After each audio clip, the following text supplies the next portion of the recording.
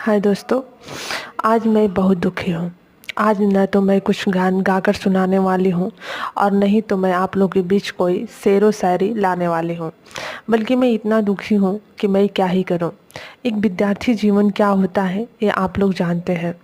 हम लोग गांव से बाहर आते हैं पढ़ने के लिए, लेकिन घर पे सारी मोह माया छोड़ देते हैं।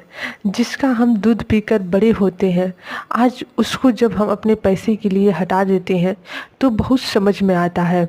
जिसकी कहानी हम बयां कर रहे हैं, इस संसार रूपी दुनिया में त्याग सिर्फ माँ ही क्यों हो करती, एक बेटी के रूप में और एक माँ के रूप में।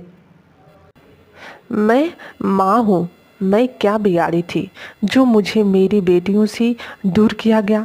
अगर ऐसी होती है दुनिया तो कौन यहाँ पैसा बनाया।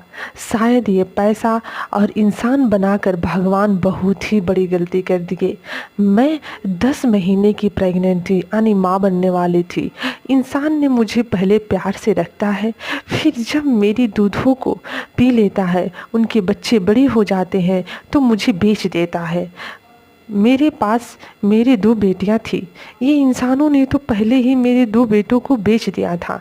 मैं जिस द्वार पर 10 साल रही, कोई भी अन्य सदस्य आ जाते थे या कोई खेत में अन्य पशु चरते थे तो मैं इन लोगों को बोलती थी, बोलकर बताती थी मुझे क्या चाहिए था।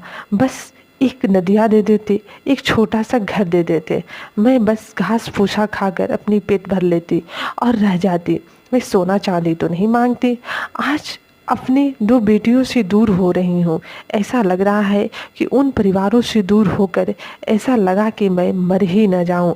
लेकिन आज रात यहाँ पर मेरी आखिरी दिन है।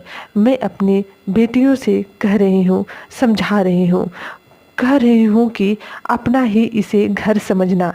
यहाँ तुम लोगों का जन्म कर्म हुआ है, जैसे मेरा हुआ। क्या करोगे।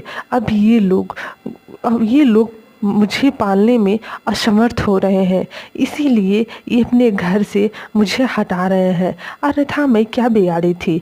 मुझसे जो भी गलतियां हुई मुझे क्षमा करना।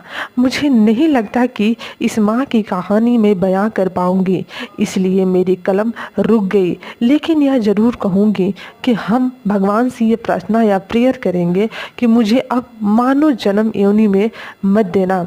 मैं सहनशील हूँ और असमर्थ हूँ। मुझे जहाँ तक लगता है कि मान मान मदिरा मांस मदिरा खाना चाहिए, लेकिन दूध मत पियो, क्योंकि ये दूध पीकर बहुत त्याग होता है। हम लोग बाहर कुछ पैसे के लिए